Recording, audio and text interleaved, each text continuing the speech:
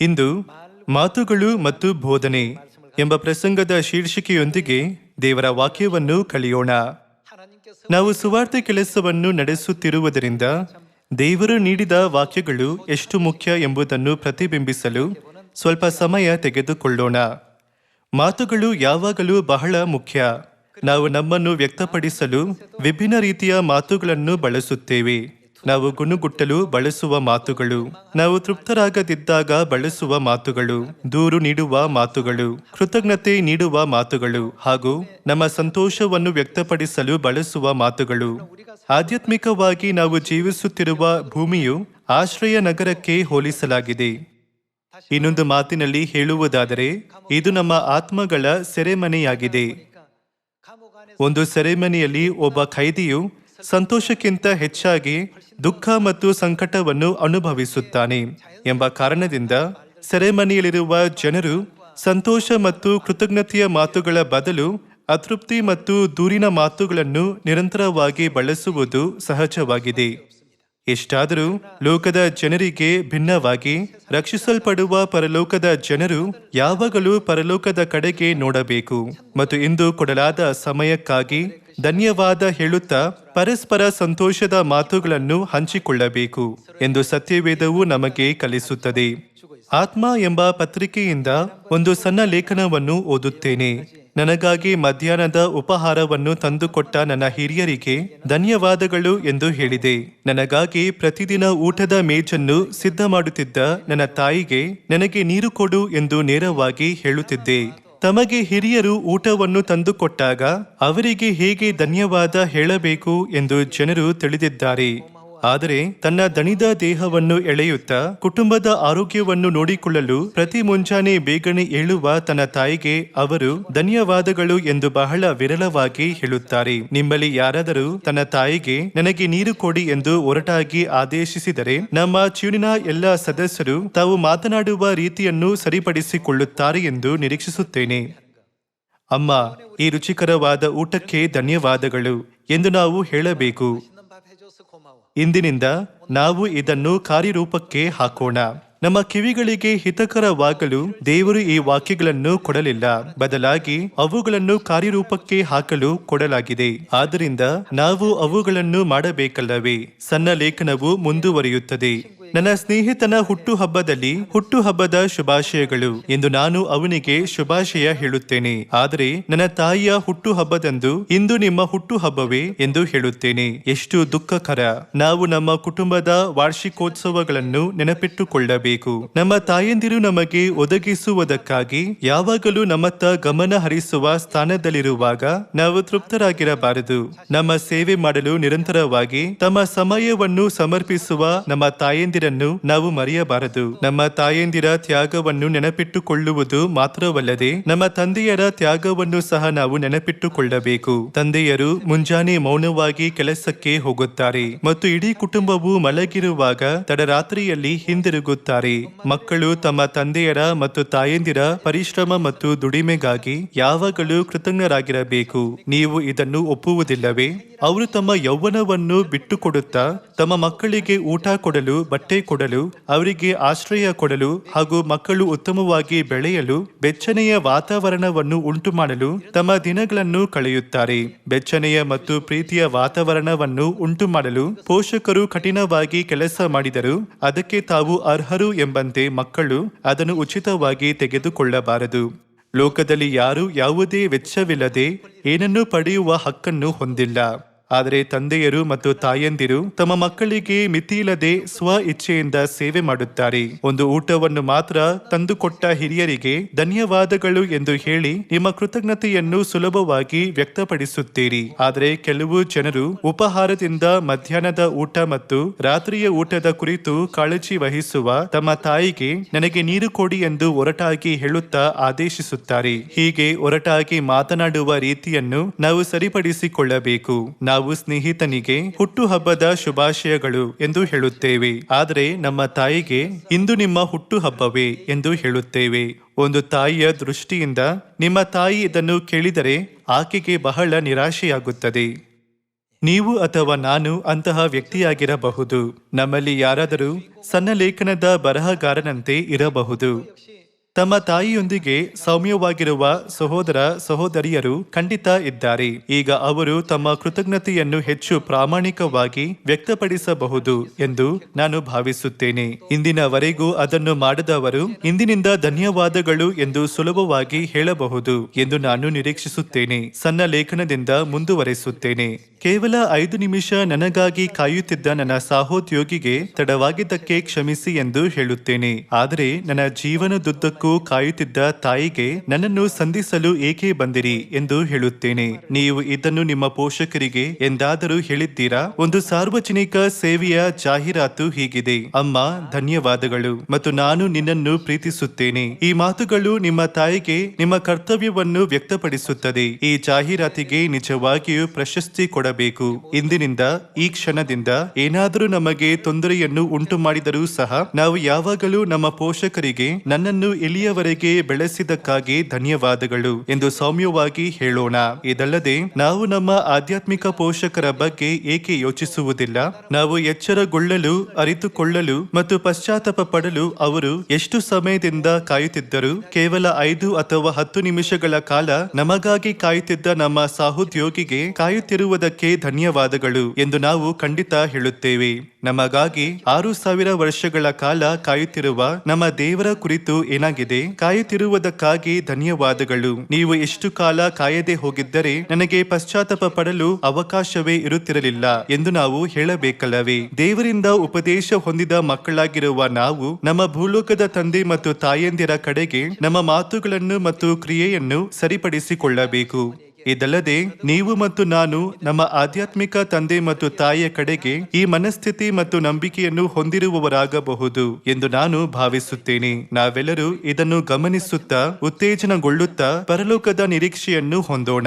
ಈ ಭೂಮಿಯ ಮೇಲೆ ನಾವು ಏನೇ ಮಾಡಿದರೂ ಅನೇಕ ಕಷ್ಟಗಳು ಇರುತ್ತವೆ. ಪ್ರಪಂಚದಾದ್ಯಂತ ಆರ್ಥಿಕತೆಯ ಎಲ್ಲ ವಲಯಗಳು ಪ್ರಸ್ತುತ ಆರ್ಥಿಕ ಇಳಿಕೆಯಲ್ಲಿದ್ದು ಜನರು ಅನೇಕ ಆರ್ಥಿಕ ತೊಂದರೆಗಳನ್ನು ಎದುರಿಸುತ್ತಿದ್ದಾರೆ. ಆದರೆ ಅಂತಹ ಕಷ್ಟವಿಲ್ಲದ ದೇಶವನ್ನು ದೇವರು ಸಿದ್ಧ ಮಾಡುತ್ತಿಲ್ಲವೇ? ಇದು ಮಹಿಮಾನ್ವಿತ ಪರಲೋಕ. ಅಲ್ಲಿ ಇನ್ನು ಮುಂದೆ ಕಷ್ಟಗಳು, ಉದ್ಯೋಗದ ಚಿಂತೆಗಳು, ತೊಂದರೆಗಳು, ಗೋಳಾಟ, ದುಃಖ, ಸಂಕಟ ಅಥವಾ ಮರಣ ಇರುವುದಿಲ್ಲ. ಆದ್ದರಿಂದಲೇ ದೇವರು ನಮಗೆ ಸತ್ಯವನ್ನು ನೀಡಿ ನಮಗೆ ಕಲಿಸಿದರು ಮತ್ತು ಸಭೆಯನ್ನು ಸ್ಥಾಪಿಸಿ ಪರಲೋಕ ರಾಜ್ಯಕ್ಕೆ ಮಹಿಮಾನ್ವಿತ ಮಾರ್ಗವನ್ನು ತೆರೆದರು. ಆದ್ದರಿಂದ ನಾವು ದೇವರ ಅನುಗ್ರಹದಿಂದ ಸರಿಯಾದ ಹಾದಿಯಲ್ಲಿ ನಡೆಯಬಹುದು ಅಲ್ಲವೇ? ಆದ್ದರಿಂದ ನಾವೆಲ್ಲರೂ ನಮ್ಮ ಚ್ಯೂನಿನ ಕುಟುಂಬದ ಸದಸ್ಯರನ್ನು ಈ ರೀತಿಯ ಮಾತುಗಳಿಂದ ಪ್ರೋತ್ಸಾಹಿಸುವ ಮೂಲಕ ಬೆಂಬಲಿಸಬೇಕು. ನಾವು ಉತ್ತೇಜನ ಹೊಂದುತ್ತಾ ಪರಿಶ್ರಮ ಪಡೋಣ. ಪರಲೋಕದ ನಿರೀಕ್ಷೆಯೊಂದಿಗೆ ಉತ್ತೇಜನ ಹೊಂದೋಣ. ನಮ್ಮ ಜೀವನದುದ್ದಕ್ಕೂ ನಾವು ಪರಸ್ಪರ ಪ್ರೋತ್ಸಾಹಿಸಬೇಕು. ಓಟದಲ್ಲಿ ನಿಮಗೆ ಉಸಿರುಗಟ್ಟಿದರೆ, ಆದರೆ ಯಾರೋ ನಿಮ್ಮನ್ನು ಹುರಿದುಂಬಿಸುತ್ತಿದ್ದರೆ ಏನಾಗುತ್ತದೆ? ನಿಮ್ಮನ್ನು ಹುರಿದುಂಬಿಸಲು ಯಾರೂ ಇಲ್ಲದಿದ್ದರೆ ನಿಮಗೆ ಇನ್ನೂ ಒಂದು ಹೆಜ್ಜೆ ಓಡಲು ಸಾಧ್ಯವಾಗದಿರಬಹುದು. ಆದರೆ ನಿಮ್ಮನ್ನು ಹುರಿದುಂಬಿಸಲು ಯಾರಾದರೂ ಇದ್ದರೆ ನೀವು ವೇಗವಾಗಿ ಓಡಲು ಸಾಧ್ಯವಾಗುತ್ತದೆ. ನೀವು ಇನ್ನೂ ಒಂದು ಉಸಿರನ್ನು ಉಸಿರಾಡಲು ಸಾಧ್ಯವಾಗದಿದ್ದರೂ ಸಹ ನೀವು ಓಡುತ್ತೀರಿ. ಇದರ ಮೂಲಕ ನಾವು ಒಬ್ಬರಿಗೊಬ್ಬರು ಹೇಳುವ ಮಾತುಗಳು ನಿಜವಾಗಿಯೂ ಎಷ್ಟು ಪರಿಣಾಮಕಾರಿಯಾಗಿವೆ ಎಂದು ನೋಡಬಹುದಲ್ಲವೇ?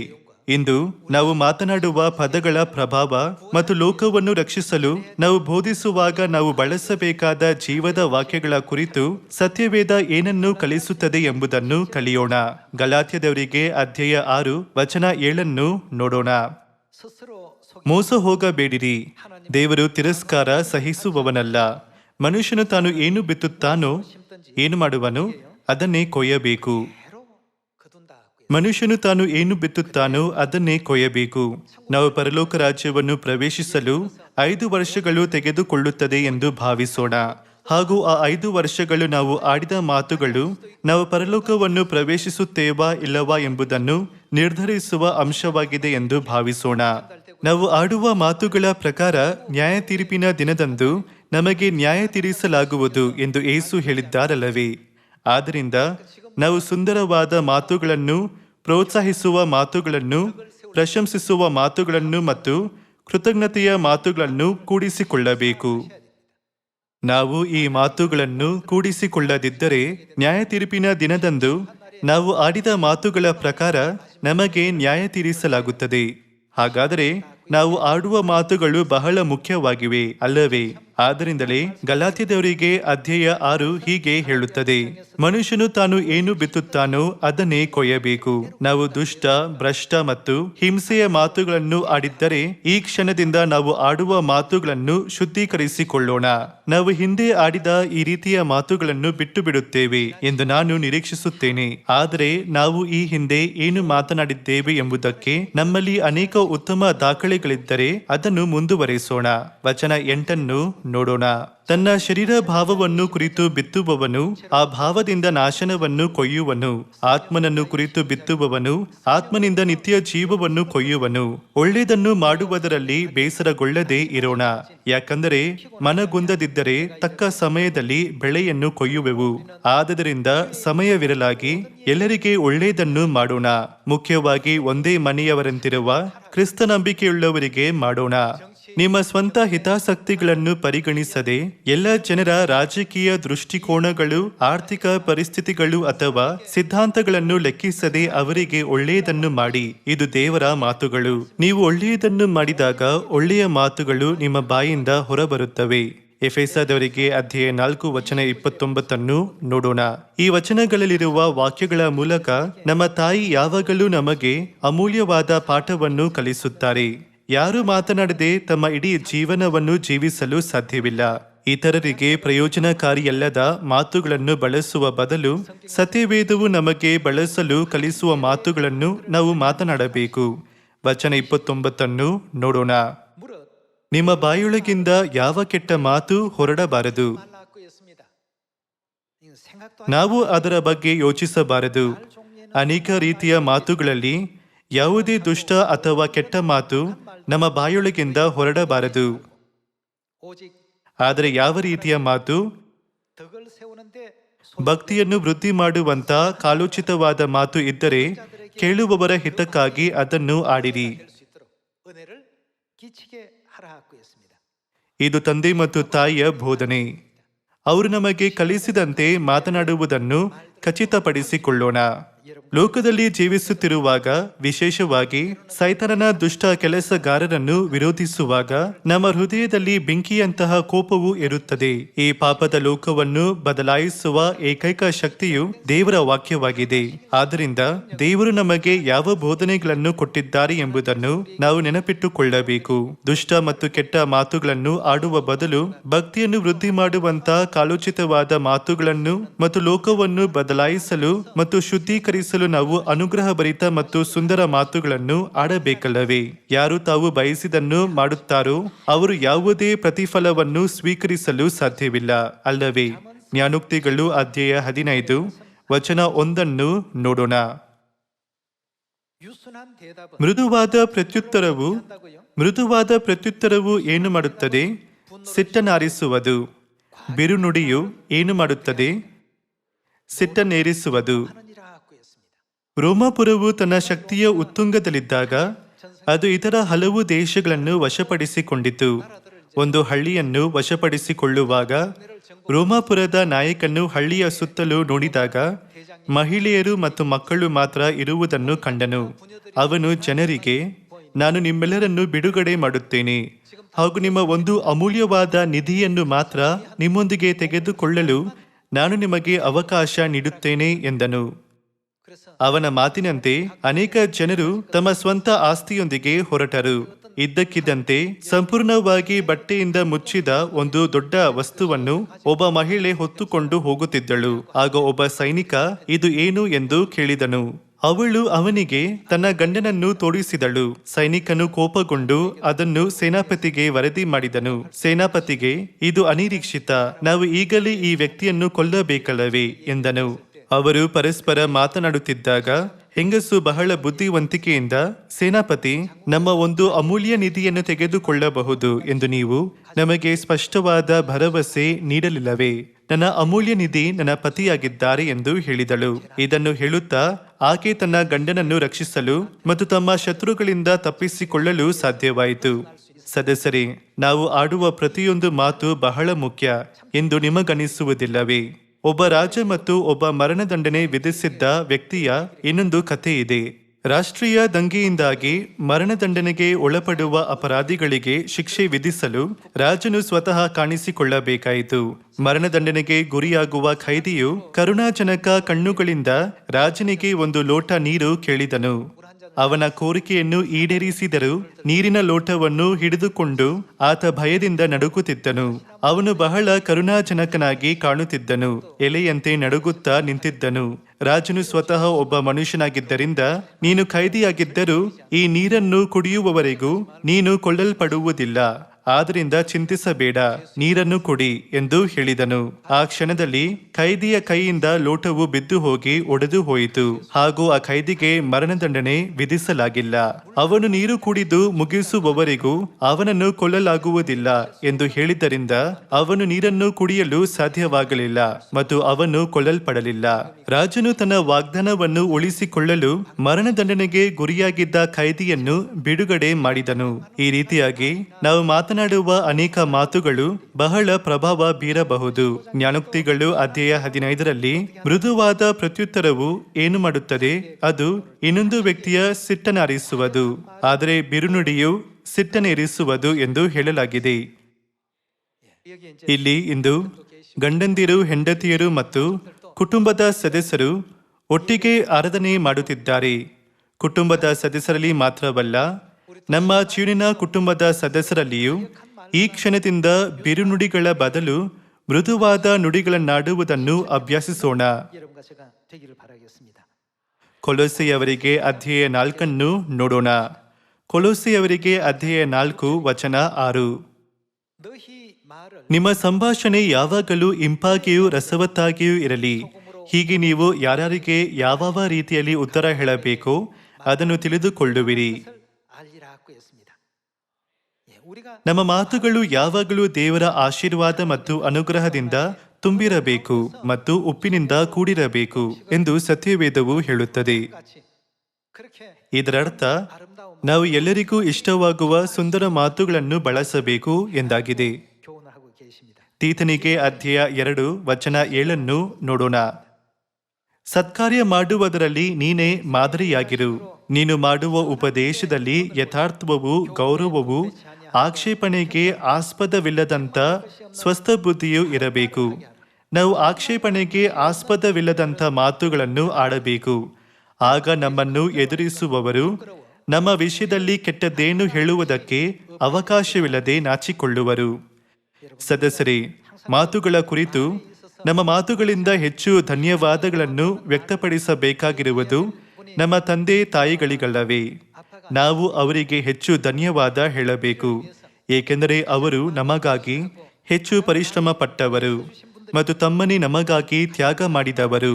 ಇಂದು ಈ ಕ್ಷಣದಿಂದ ನಾವು ಅಪ್ಪ ಅಮ್ಮನಿಂದ ಎಲ್ಲವನ್ನೂ ಸ್ವೀಕರಿಸಲು ಅರ್ಹರು ಎಂಬ ಆಲೋಚನೆಯನ್ನು ನಾವು ಬಿಟ್ಟು ಬಿಡಬೇಕು. ಈ ಭೂಮಿಯ ಮೇಲೆ ಯಾರು ಉಚಿತವಾಗಿ ಸೇವೆ ಮಾಡಿಸಿಕೊಳ್ಳಲು ಯೋಗ್ಯರಲ್ಲ. ಆದರೆ ಪ್ರತಿದಿನ ನಮಗೆ ಅಗತ್ಯವಿರುವುದನ್ನು ನಮ್ಮ ಪೋಷಕರು ಕೊಡುವುದರಿಂದ ನಾವು ಹೇಗೆ ಕೊಡಬೇಕು ಎಂದು ತಿಳಿಯದೆ ಸ್ವೀಕರಿಸಲು ಒಗ್ಗಿಕೊಂಡಿರಬಹುದು. ಈಗ ನಮ್ಮ ಪೋಷಕರಿಗೆ ಹೇಗೆ ತೀರಿಸಬೇಕು ಮತ್ತು ಹೇಗೆ ಹಿಂದಿರುಗಿಸಬೇಕು ಎಂದು ಕಲಿಯಬೇಕು. ತೀತನಿಗೆ ಅಧ್ಯಾಯ 2ರಲ್ಲಿ ನಾವು ಆಕ್ಷೇಪಣೆಗೆ ಆಸ್ಪದವಿಲ್ಲದಂತ ಸ್ವಸ್ಥ ಬುದ್ಧಿಯನ್ನು ತೋರಿಸಬೇಕು ಎಂದು ಹೇಳಲಾಗಿದೆ. 1 ಪೇತ್ರನು ಅಧ್ಯಾಯ 2ಕ್ಕೆ ಹೋಗೋಣ. ನಾವು ಮಾತನಾಡುವ ಮಾತುಗಳ ಬಗ್ಗೆ ಅನೇಕ ಪಾಠಗಳಿವೆ. ಆದರೂ ಆ ಅಸಂಖ್ಯಾತ ಮಾತುಗಳ ನಡುವೆ ದೇವರ ವಾಕ್ಯಕ್ಕೆ ಸಂಬಂಧಿಸಿದ ಪಾಠಗಳನ್ನು ನಾವು ಎಂದಿಗೂ ಮರೆಯಬಾರದು. ಅಧ್ಯಾಯ 2 ವಚನ 1. ಆದ ಕಾರಣ ಎಲ್ಲ ಕೆಟ್ಟತನವನ್ನು, ಎಲ್ಲ ವಂಚನೆಯನ್ನು, ಕಪಟವನ್ನು, ಹೊಟ್ಟೆ ಕಿಚ್ಚನ್ನು, ಎಲ್ಲ ತರದ ನಿಂದೆಯನ್ನು ವಿಸರ್ಜಿಸಿ ಹಸು ಮಕ್ಕಳಂತೆ ಪಾರಮಾರ್ಥಿಕವಾದ ಶುದ್ಧ ಹಾಲನ್ನು ಬಯಸಿರಿ. ಅದರಿಂದ ಬೆಳೆಯುತ್ತಾ ರಕ್ಷಣೆಯನ್ನು ಹೊಂದುವಿರಿ. ನಾವು ಮಾತನಾಡುವಾಗ ಈ ರೀತಿಯ ಮಾತುಗಳನ್ನು ಬಳಸಬೇಕು ಎಂದು ದೇವರು ಏಕೆ ಹೇಳುತ್ತಿದ್ದಾರೆಂದು ನಿಮಗನಿಸುತ್ತದೆ? ಅಂತಿಮವಾಗಿ ನಾವು ಬೆಳೆಯುತ್ತಾ ರಕ್ಷಣೆಯನ್ನು ಹೊಂದಬೇಕು ಎಂಬುವುದು ದೇವರ ಚಿತ್ತವಾಗಿದೆ. ವಚನ 3 ನೋಡೋಣ. ನೀವು ಜೀವವುಳ್ಳ ಕಲ್ಲಾಗಿರುವ ಆತನನ್ನು ಸೇರಿಕೊಂಡಿದ್ದೀರಿ. ದೇವರು ನಮಗೆ ಜೀವವಾಗಿದ್ದಾರೆ. ಪರಲೋಕದಲ್ಲಿ ನಾವು ಶಾಶ್ವತ ಮರಣಕ್ಕೆ ಯೋಗ್ಯವಾದ ಘೋರವಾದ ಪಾಪವನ್ನು ಮಾಡಿ ಭೂಮಿಗೆ ದೊಬ್ಬಲ್ಪಟ್ಟಿದ್ದೇವೆ. ಆದರೂ ನಾವು ದೇವರ ಅನುಗ್ರಹ ಮತ್ತು ಕರುಣೆಯಲ್ಲಿ ಸೇರಿಕೊಂಡಿದ್ದರಿಂದ ಈ ಅನುಗ್ರಹವನ್ನು ನಾವು ಲೋಕದ ಜನರೊಂದಿಗೆ ಹಂಚಿಕೊಳ್ಳಬೇಕು. ಇದನ್ನು ಮಾಡುತ್ತಾ ನಾವು ಬೆಳೆಯುತ್ತಾ ರಕ್ಷಣೆಯನ್ನು ಹೊಂದಬಹುದು. ನಾವು ಇದನ್ನು ಅಭ್ಯಾಸಿಸಲು ಶಕ್ತರಾಗಬೇಕು ಎಂದು ಸತ್ಯವೇದವು ಹೇಳುತ್ತದೆ. ನಿಮ್ಮ ಕಾರಣದಿಂದ ಎಂದು ಹೇಳುವ ಬದಲು ನಿಮಗೆ ಧನ್ಯವಾದಗಳು ಎಂದು ಹೆಚ್ಚಾಗಿ ಹೇಳಬೇಕು.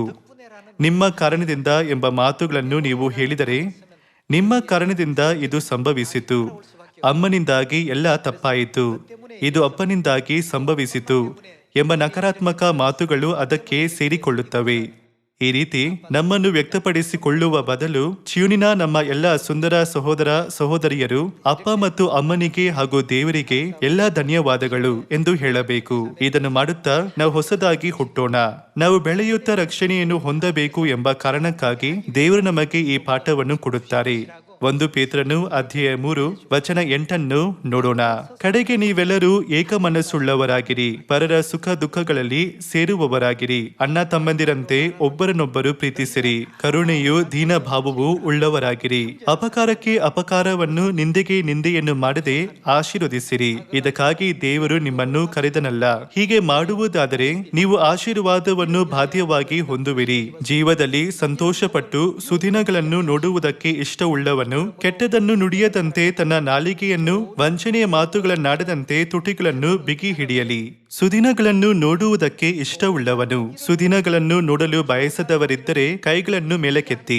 ಇಂದಿನಿಂದ ನಮ್ಮ ಸುದಿನಗಳು ದಿನದಿಂದ ದಿನಕ್ಕೆ ಮುಂದುವರಿಯುತ್ತವೆ. ಸುದಿನಗಳನ್ನು ನೋಡುವುದಕ್ಕೆ ಇಷ್ಟವುಳ್ಳವನು ನಾಲಿಗೆಯನ್ನು ಏನು ಮಾಡಬೇಕು, ಅದನ್ನು ಮುನ್ನೆಚ್ಚರಿಕೆಯಿಂದ ಬಳಸಬೇಕು ಎಂದರ್ಥವಲ್ಲವೇ? ಜೀವದಲ್ಲಿ ಸಂತೋಷಪಟ್ಟು ಸುದಿನಗಳನ್ನು ನೋಡುವುದಕ್ಕೆ ಇಷ್ಟವುಳ್ಳವನು ಕೆಟ್ಟದನ್ನು ನುಡಿಯದಂತೆ ತನ್ನ ನಾಲಿಗೆಯನ್ನು ವಂಚನೆಯ ಮಾತುಗಳನ್ನಾಡದಂತೆ ತುಟಿಗಳನ್ನು ಬಿಗಿ ಹಿಡಿಯಲಿ. ಸದಸ್ಯರ ನಡುವೆ ಜಗಳವನ್ನು ಉಂಟು ಮಾಡಲು ಅಥವಾ ಬೇರೆಯವರು ನಿಮ್ಮ ಪರವಾಗಿರಬೇಕು ಎಂಬ ಉದ್ದೇಶದಿಂದ ನೀವು ಇದನ್ನು ಮಾಡಬಾರದು. ಅವನು ಕೆಟ್ಟದನ್ನು ಬಿಟ್ಟು ಒಳ್ಳೆಯದನ್ನು ಮಾಡಲಿ, ಸಮಾಧಾನವನ್ನು ಹಾರೈಸಿ ಅದಕ್ಕೋಸ್ಕರ ಪ್ರಯತ್ನ ಪಡಲಿ. ಯಾಕಂದರೆ ಕರ್ತನು ನೀತಿವಂತರನ್ನು ಕಟಾಕ್ಷಿಸುತ್ತಾನೆ. ಪರಲೋಕದಿಂದ ದೇವರು ಯಾವಾಗಲೂ ನಮ್ಮ ಹೃದಯವನ್ನು ನೋಡುತ್ತಾರೆ. ಆದ್ದರಿಂದ ಮನುಷ್ಯನು ತಾನು ಏನು ಬಿತ್ತುತ್ತಾನೋ ಅದನ್ನೇ ಕೊಯ್ಯಬೇಕು. ನಿಮ್ಮ ಕೃತ್ಯಗಳ ಪ್ರಕಾರ ನಿಮಗೆ ಏನಾಗುತ್ತದೆ? ನೀವು ಬೆಳೆಯುತ್ತೀರಿ. ಕೆಟ್ಟದನ್ನು ಬಿತ್ತಿದಾಗ ನೀತಿವಂತತೆಯ ಮರ ಬೆಳೆದ ಸಂದರ್ಭವೂ ಇಲ್ಲ, ಅಥವಾ ನೀತಿವಂತತೆಯನ್ನು ಬಿತ್ತಿದಾಗ ಕೆಟ್ಟದರ ಫಲ ಹುಟ್ಟಿದ ಸಂದರ್ಭವೂ ಇಲ್ಲ. ವಚನ 12 ಮತ್ತೆ ನೋಡೋಣ. ಯಾಕಂದರೆ ಕರ್ತನು ನೀತಿವಂತರನ್ನು ಕಟಾಕ್ಷಿಸುತ್ತಾನೆ, ಆತನು ಅವರ ವಿಜ್ಞಾಪನೆಗಳಿಗೆ ಕಿವಿಗೊಡುತ್ತಾನೆ. ಕೆಡುಕರಿಗೂ ಕರ್ತನು ಕೋಪದ ಮುಖವುಳ್ಳವನಾಗಿರುತ್ತಾನೆ. ಕೆಡುಕರನ್ನು ದೇವರು ವಿರೋಧಿಸುತ್ತಾರೆ ಎಂದರ್ಥ. ಸುದಿನಗಳನ್ನು ನೋಡಲು ಬಯಸುವ ಮಕ್ಕಳಾಗಿ ನಾವು ನಮ್ಮ ನಾಲಿಗೆ ಮತ್ತು ತುಟಿಗಳನ್ನು ಕೆಟ್ಟದರಿಂದ ದೂರವಿಡೋಣ ಮತ್ತು ನಮ್ಮ ತುಟಿಗಳಿಂದ ವಂಚನೆಯ ಮಾತುಗಳನ್ನು ಆಡದಿರೋಣ. ನಾವು ದೇವರ ಒಳ್ಳೆಯ ತಿಳುವಳಿಕೆಯನ್ನು ಹೊಂದುತ್ತಾ ಸುಂದರವಾದ ಮಾತುಗಳನ್ನು ಮತ್ತು ಆತನ ಜೀವದ ಮಾತುಗಳನ್ನು ಹಂಚಿಕೊಳ್ಳೋಣ. ಅವುಗಳು ಭಕ್ತಿಯನ್ನು ವೃದ್ಧಿ ಮಾಡುವಂಥವುಗಳು ಮತ್ತು ಕೇಳುವವರಿಗೆ ಹಿತವಾಗಿರುತ್ತವೆ. 1 ಯೋಹಾನನು ಅಧ್ಯಾಯ 4 ವಚನ 5 ನೋಡೋಣ. ಅವರು ಲೋಕದಿಂದ ಹುಟ್ಟಿದವರಾಗಿದ್ದಾರೆ. ಈ ಕಾರಣದಿಂದ ಅವರು ಲೋಕ ಪ್ರೇರಿತರಾಗಿ ಮಾತಾಡುತ್ತಾರೆ ಮತ್ತು ಲೋಕದವರು ಅವರ ಮಾತನ್ನು ಕೇಳುತ್ತಾರೆ. ನಾವಂತೂ ದೇವರಿಂದ ಹುಟ್ಟಿದವರಾಗಿದ್ದೇವೆ. ದೇವರನ್ನು ಬಲ್ಲವನು ನಮ್ಮ ಮಾತನ್ನು ಕೇಳುತ್ತಾನೆ. ದೇವರಿಂದ ಹುಟ್ಟದವನು ನಮ್ಮ ಮಾತನ್ನು ಕೇಳುವುದಿಲ್ಲ. ಇದು ಸತ್ಯವನ್ನು ಬೋಧಿಸುವ ಆತ್ಮ, ಅದು ಸುಳ್ಳನ್ನು ಬೋಧಿಸುವ ಆತ್ಮ ಎಂದು ಇದರಿಂದಲೇ ತಿಳುಕೊಳ್ಳುತ್ತೇವೆ. ಪ್ರಿಯರೇ, ನಾವು ಒಬ್ಬರನ್ನೊಬ್ಬರು ಪ್ರೀತಿಸೋಣ. ಪ್ರೀತಿಯು ದೇವರಿಂದಾಗಿದೆ ಮತ್ತು ಪ್ರೀತಿ ಮಾಡುವ ಪ್ರತಿಯೊಬ್ಬನು ದೇವರಿಂದ ಹುಟ್ಟಿದವನು, ದೇವರನ್ನು ಬಲ್ಲವನೂ ಆಗಿದ್ದಾನೆ. ಪ್ರೀತಿ ಇಲ್ಲದವನು ದೇವರನ್ನು ಬಲ್ಲವನಲ್ಲ, ಯಾಕಂದರೆ ದೇವರು ಪ್ರೀತಿ ಸ್ವರೂಪಿಯು. ಲೋಕಕ್ಕೆ ಸಂಬಂಧಿಸಿದ ಮಾತುಗಳಿವೆ ಹಾಗೂ ದೇವರಿಗೆ ಸಂಬಂಧಿಸಿದ ಮಾತುಗಳಿವೆ. ದೇವರಿಗೆ ಸಂಬಂಧಿಸಿದ ಮಾತುಗಳು ನಾವು ಬೋಧಿಸಲು ಬಳಸುವ ಮಾತುಗಳಾಗಿವೆ. ಇದರಿಂದ ನಾವು ಮಾನವ ಕುಲಕ್ಕೆ ಅಮೂಲ್ಯವಾದ ರಕ್ಷಣೆಯ ಉಡುಗೊರೆಯನ್ನು ತಲುಪಿಸಬಹುದು ಅಲ್ಲವೇ? ಆ ಮಾತುಗಳು ನಾವು ನಿತ್ಯ ಜೀವವನ್ನು ಹೊಂದಲು ಪಸ್ಕವನ್ನು ಆಚರಿಸೋಣ. ಎಲ್ಲ ವಿಪತ್ತುಗಳಿಂದ ಪಾರಾಗೋಣ. ನಾವು ಪಾಪ ಕ್ಷಮೆಯನ್ನು ಸ್ವೀಕರಿಸಿ ಪರಲೋಕಕ್ಕೆ ಹೋಗೋಣ. ನಾವು ಬೋಧಿಸುವಾಗ ಬಳಸುವ ಮಾತುಗಳು ದೇವರು ಬಹಳವಾಗಿ ಮೆಚ್ಚುವ ಮಾತುಗಳಾಗಿವೆ. ಇದರಿಂದಲೇ ನೀವು ನಿರಂತರವಾಗಿ ಲೋಕದ ಕುರಿತು ಮಾತನಾಡಿದರೆ ನೀವು ಭಕ್ತಿಯನ್ನು ವೃದ್ಧಿ ಮಾಡಲು ಸಾಧ್ಯವಾಗುವುದಿಲ್ಲ. ಈಗ ಭಕ್ತಿಯನ್ನು ಹೇಗೆ ವೃದ್ಧಿ ಮಾಡುವುದು ಎಂದು 2 ತಿಮೋಥೆಯನಿಗೆ ಅಧ್ಯಾಯ 4 ನೋಡೋಣ. 2 ತಿಮೋಥೆಯನಿಗೆ ಅಧ್ಯಾಯ 4 ವಚನ ಒಂದನ್ನು ನೋಡೋಣ. ದೇವರ ಮುಂದೆ ಮತ್ತು ಜೀವಿಸುವವರಿಗೂ ಸತ್ತವರಿಗೂ ನ್ಯಾಯ ತೀರಿಸುವುದಕ್ಕೆ ಬರುವ ಕ್ರಿಸ್ತ ಯೇಸುವಿನ ಮುಂದೆ ಆತನ ಪ್ರತ್ಯಕ್ಷತೆಯ ಮೇಲೆಯೂ ಆತನ ರಾಜ್ಯದ ಮೇಲೆಯೂ ಆಣೆಯಿಟ್ಟು ನಾನು ನಿನಗೆ ಖಂಡಿತವಾಗಿ ಹೇಳುವುದೇನೆಂದರೆ, ಏನು ಮಾಡು, ದೇವರ ವಾಕ್ಯವನ್ನು ಸಾರು. ನಾವು ದೇವರ ಮಾತುಗಳನ್ನು ಆಡಬೇಕು. ಭಕ್ತಿಯನ್ನು ವೃದ್ಧಿ ಮಾಡದ ಪ್ರಾಪಂಚಿಕ ಮತ್ತು ಲೌಕಿಕ ಮಾತುಗಳನ್ನು ಆಡುವ ಬದಲು ಇನ್ನು ಮರಣವಿಲ್ಲದ, ದುಃಖವಿಲ್ಲದ ಅಥವಾ ಗೋಳಾಟವಿಲ್ಲದ ಆದರೆ ನಿತ್ಯ ಜೀವ ಮತ್ತು ಸಂತೋಷವು ಕಾಯ್ದಿರಿಸಿರುವ ಲೋಕಕ್ಕೆ ನಾವು ಎಲ್ಲಾ ಜನರನ್ನು ಮುನ್ನಡೆಸಬೇಕು. ಅವರು ಈ ಮಾತುಗಳಿಗೆ ಕಿವಿಗೊಟ್ಟರೆ ಅವರು ರಕ್ಷಿಸಲ್ಪಟ್ಟು ಪರಲೋಕಕ್ಕೆ ಹೋಗುತ್ತಾರೆ. ಅವರು ಪಾಪ ಕ್ಷಮೆಯನ್ನು ಸಹ ಸ್ವೀಕರಿಸುವರು ಮತ್ತು ಪರಲೋಕದಲ್ಲಿ ರಾಜವಂಶದ ಯಾಜಕರಾಗುವರು. ಇದು ಭಕ್ತಿಯನ್ನು ವೃದ್ಧಿ ಮಾಡಲು ಮಾರ್ಗವಾಗಿದೆ ಎಂದು ಸತ್ಯವೇದವು ಹೇಳುತ್ತದೆ. ನಾವು ಸತ್ಯವೇದದ ಬೋಧನೆಗಳನ್ನು ಪಾಲಿಸಿದಾಗ ನಾವು ದೇವರಿಗೆ ಧನ್ಯವಾದಗಳು, ನಮ್ಮ ಸಹೋದರರಿಗೆ ಧನ್ಯವಾದಗಳು, ನಮ್ಮ ಸಹೋದರಿಯರಿಗೆ ಧನ್ಯವಾದಗಳು, ತಂದೆ ತಾಯಿಗೆ ಧನ್ಯವಾದಗಳು, ನಮ್ಮ ಪರಲೋಕದ ಕುಟುಂಬಕ್ಕೆ ಧನ್ಯವಾದಗಳು ಎಂದು ಹೇಳಬಹುದು. ದೇವರ ವಾಕ್ಯವನ್ನು ಸಾರುತ್ತಾ ಧನ್ಯವಾದಗಳು ಎಂದು ಹೇಳುತ್ತಾ ನಾವು ಭಕ್ತಿಯನ್ನು ವೃದ್ಧಿ ಮಾಡೋಣ. ವಚನ 2 ಮುಂದುವರೆಸೋಣ. ದೇವರ ವಾಕ್ಯವನ್ನು ಸಾರು. ಅನುಕೂಲವಾದ ಕಾಲದಲ್ಲಿಯೂ ಅನುಕೂಲವಿಲ್ಲದ ಕಾಲದಲ್ಲಿಯೂ ಅದರಲ್ಲಿ ಆಸಕ್ತನಾಗಿರು. ಪೂರ್ಣ ದೀರ್ಘಶಾಂತಿಯಿಂದ ಉಪದೇಶಿಸುತ್ತಾ ಖಂಡಿಸು, ಗದರಿಸು, ಎಚ್ಚರಿಸು. ಯಾಕಂದರೆ ಜನರು ಸ್ವಸ್ಥ ಬೋಧನೆಯನ್ನು ಸಹಿಸಲಾರದ ಕಾಲವು ಬರುತ್ತದೆ. ಅದರಲ್ಲಿ ಅವರು ತೀಟೆ ಕಿವಿಗಳುಳ್ಳವರಾಗಿ ತಮ್ಮ ದುರಾಶೆಗಳಿಗೆ ಅನುಕೂಲರಾದ ಅನೇಕ ಉಪದೇಶಕರನ್ನು ಇಟ್ಟುಕೊಳ್ಳುವರು. ಅವರು ಸತ್ಯ ಬೋಧನೆಗೆ ಕಿವಿಗೊಡದೆ ಕಲ್ಪನಾ ಕಥೆಗಳನ್ನು ಕೇಳುವುದಕ್ಕೆ ಹೋಗುವರು. ಅನೇಕ ಜನರು ಜೀವವಿಲ್ಲದ ಅಥವಾ ಮೌಲ್ಯವಿಲ್ಲದ ಕಲ್ಪನಾ ಕಥೆಗಳನ್ನು ಕೇಳಲು ಹೋಗುವರು ಎಂದು ಸತ್ಯವೇದ ಹೇಳುತ್ತದೆ. ವಚನ 5 ಆದರೆ ನೀನು ಎಲ್ಲ ವಿಷಯಗಳಲ್ಲಿ ಸ್ವಸ್ಥಚಿತ್ತನಾಗಿರು, ಶ್ರಮೆಯನ್ನು ತಾಳಿಕೋ, ಸೌವಾರ್ತಿಕನ ಕೆಲಸವನ್ನು ಮಾಡು, ನಿನಗೆ ನೇಮಿಸಿರುವ ಸೇವೆಯನ್ನು ಲೋಪವಿಲ್ಲದೆ ನಡೆಸು. ನೀವು ಸೌವಾರ್ತಿಕನ ಕೆಲಸ ಮಾಡಿದಾಗ ಪ್ರಪಂಚದ ಎಲ್ಲಾ ಜನರ ಭಕ್ತಿಯನ್ನು ವೃದ್ಧಿ ಮಾಡುವ ಕೆಲಸವನ್ನು ನೀವು ಯಾವಾಗಲೂ ಮಾಡಬಹುದು. ಸೌವಾರ್ತಿಕರು ಪ್ರತಿದಿನ ಯಾರ ವಾಕ್ಯಗಳನ್ನು ಜನರಿಗೆ ತಲುಪಿಸುತ್ತಾರೆ, ತಮ್ಮ ಬಾಯಲ್ಲಿ ದೇವರ ವಾಕ್ಯಗಳನ್ನು ಇಟ್ಟುಕೊಂಡು ಅವುಗಳನ್ನು ನಿರಂತರವಾಗಿ ತಲುಪಿಸುವುದು ಸೌವಾರ್ತಿಕರ ಪಾತ್ರವಾಗಿದೆ. ಅವರು ಪಸ್ಕ ಹಬ್ಬವನ್ನು ಆಚರಿಸಿ ನಿತ್ಯ ಜೀವ ಹೊಂದಿರಿ, ತಂದೆ ತಾಯಿಯನ್ನು ನಂಬಿರಿ ಮತ್ತು ಪರಲೋಕ ರಾಜ್ಯದ ರಕ್ಷಣೆಯನ್ನು ಸ್ವೀಕರಿಸಿ ಎಂದು ಹೇಳುತ್ತಾರೆ. ಸೌವಾರ್ತಿಕನ ಕೆಲಸವನ್ನು ಮಾಡು, ನಿನಗೆ ನೇಮಿಸಿರುವ ಸೇವೆಯನ್ನು ಲೋಪವಿಲ್ಲದೆ ನಡೆಸು ಎಂದು ಸತ್ಯವೇದವು ಹೇಳುತ್ತದೆ. ವಚನ 6 ಯಾಕಂದರೆ ನಾನಂತೂ ಈಗಲೇ ಪಾನದ್ರವ್ಯವಾಗಿ ಅರ್ಪಿತನಾಗುತ್ತಾ ಇದ್ದೇನೆ. ನಾನು ಹೊರಟು ಹೋಗಬೇಕಾದ ಸಮಯವು ಸಮೀಪಕ್ಕೆ ಬಂದದೆ. ಶ್ರೇಷ್ಠ ಹೋರಾಟವನ್ನು ಮಾಡಿದ್ದೇನೆ, ನನ್ನ ಓಟವನ್ನು ಕಡೆಗಾಣಿಸಿದ್ದೇನೆ, ಕ್ರಿಸ್ತ ನಂಬಿಕೆಯನ್ನು ಕಾಪಾಡಿಕೊಂಡಿದ್ದೇನೆ. ನೀತಿವಂತರಿಗೆ ದೊರಕುವ ಜಯಮಾಲೆಯು ಮುಂದೆ ನನಗೆ ಸಿದ್ಧವಾಗಿದೆ. ಅದನ್ನು ನೀತಿಯುಳ್ಳ ನ್ಯಾಯಾಧಿಪತಿಯಾಗಿರುವ ಕರ್ತನು ಆ ದಿನದಲ್ಲಿ ನನಗೆ ಕೊಡುವನು. ನನಗೆ ಮಾತ್ರವಲ್ಲದೆ ತನ್ನ ಪ್ರತ್ಯಕ್ಷತೆಯನ್ನು ಪ್ರೀತಿಸುವವರೆಲ್ಲರಿಗೂ ಕೊಡುವನು. ಭಕ್ತಿಯನ್ನು ವೃದ್ಧಿ ಮಾಡುವ ದೊಡ್ಡ ಮಾರ್ಗವು ನಿಷ್ಠೆಯಿಂದ ಸೌವಾರ್ತಿಕನ ಕೆಲಸವನ್ನು ಮಾಡುವುದು. ದೇವರ ವಾಕ್ಯವನ್ನು ನಮ್ಮ ಬಾಯಲ್ಲಿ ಇಟ್ಟುಕೊಂಡು ಈ ಕುಟುಂಬದೊಂದಿಗೆ ಮತ್ತು ಆ ಕುಟುಂಬದೊಂದಿಗೆ ಹಾಗೂ ಎಲ್ಲ ಜನರೊಂದಿಗೆ ಹಂಚಿಕೊಳ್ಳುವುದಾಗಿದೆ. ನಾವು ಸಾಮಾನ್ಯವಾಗಿ ಧನ್ಯವಾದಗಳು, ನನ್ನನ್ನು ಕ್ಷಮಿಸಿ ಎಂದು ಹೇಳುತ್ತೇವೆ. ನಾವು ಶಿಶು ವಿಹಾರ ಮತ್ತು ಪ್ರಾಥಮಿಕ ಶಾಲೆಯಲ್ಲಿರುವಾಗ ಇದನ್ನೇ ಕಲಿತಿದ್ದೇವೆ. ನಾವು ಮನೆಯಲ್ಲಿದ್ದರೂ, ಸಭೆಯಲ್ಲಿದ್ದರೂ, ಸಮಾಜದಲ್ಲಿದ್ದರೂ, ನಮ್ಮ ದೇಶದಲ್ಲಿ ಅಥವಾ ಪ್ರಪಂಚದಲ್ಲಿ ಎಲ್ಲೇ ಇದ್ದರೂ ನಾವು ಇದನ್ನೇ ಮಾಡಬೇಕು. ನಾವು ಏನನ್ನಾದರೂ ಹೇಳುವ ಮೊದಲು ನಾವು ಯಾವಾಗಲೂ ಎಚ್ಚರಿಕೆಯಿಂದ ಯೋಚಿಸೋಣ. ಅದು ಭಕ್ತಿಯನ್ನು ವೃದ್ಧಿ ಮಾಡಲು ಸಾಧ್ಯವಾಗದಿದ್ದರೆ ಅದು ನಮ್ಮ ಬಾಯಿಯಿಂದ ಹೊರಡಬಾರದು. ನಾವು ಅದನ್ನು ಮಾಡುವವರೆಗೂ ನಾವು ಮೊದಲು ತಿಳಿಯದಿದ್ದ ಪರಸ್ಪರರ ಸಾಮರ್ಥ್ಯವನ್ನು ಹಾಗೂ ದೇವರ ಪವಿತ್ರ ಮತ್ತು ಅಮೂಲ್ಯವಾದ ವಾಕ್ಯಗಳನ್ನು ಗ್ರಹಿಸಿಕೊಳ್ಳಲು ಸಾಧ್ಯವಾಗುತ್ತದೆ. ಬೇರೆಯವರಿಗಿಂತ ಮೊದಲು ನಾವು ದೇವರ ವಾಕ್ಯವನ್ನು ಕೇಳಿದ್ದರಿಂದ ಮತ್ತು ಕಲಿತಿದ್ದರಿಂದ ನಮ್ಮ ನಂತರ ಬರುವ ಹೊಸ ಸದಸ್ಯರಿಗೆ ನಿರಂತರವಾಗಿ ಅದನ್ನು ತಿಳಿಸಬೇಕಲ್ಲವೇ? ಇದು ದೇವರ ವಾಕ್ಯ, ಇದು ಸತ್ಯ ಎಂದು ನಾವು ಅವರಿಗೆ ಹೇಳಬೇಕು. ಪರಲೋಕದ ತಂದೆ ಮತ್ತು ತಾಯಿ ನಮ್ಮನ್ನು ಪ್ರೀತಿಸುತ್ತಾರೆ ಎಂಬ ಶುಭ ಸಮಾಚಾರವನ್ನು ನಾವು ತಲುಪಿಸಬೇಕು. ನಾವು ಆಯಾಸಗೊಳ್ಳದಿರೋಣ. ಆದರೆ ನೀವು ನನ್ನ ಜೀವನದ ಸರ್ವಸ್ವ ಎಂಬ ಪರಲೋಕದ ತಾಯಿಯ ಮಾತುಗಳನ್ನು ನೆನಪಿಟ್ಟುಕೊಂಡು ನಾವು ಧೈರ್ಯಗೊಳ್ಳೋಣ. ಹಾಗೂ ನಾವು ಕಷ್ಟದ ಸಮಯದಲ್ಲಿ ಪರಸ್ಪರರ ಕೈಗಳನ್ನಿಡಿದು ಪರಸ್ಪರರನ್ನು ಎತ್ತೋಣ. ಪರಲೋಕಕ್ಕೆ ಹೋಗುವ ದಾರಿಯಲ್ಲಿ ಪರಸ್ಪರ ಪ್ರೋತ್ಸಾಹಿಸೋಣ. ಹಾಗಾಗಿ ನಮ್ಮ ಸುಂದರ ಮನೆಯನ್ನು ಒಟ್ಟಿಗೆ ಪ್ರವೇಶಿಸೋಣ. ಚಿಯೂನಿನ ನಮ್ಮ ಅಮೂಲ್ಯ ಸಹೋದರ ಸಹೋದರಿಯರು ಪ್ರಪಂಚದಾದ್ಯಂತ ಈ ಶುಭ ಸಮಾಚಾರವನ್ನು ಹಂಚಿಕೊಳ್ಳುವರು ಎಂದು ನಾನು ನಿರೀಕ್ಷಿಸುತ್ತೇನೆ. ಇಂದಿನ ಪ್ರಸಂಗವನ್ನು ಮುಗಿಸುತ್ತೇನೆ. ಧನ್ಯವಾದಗಳು.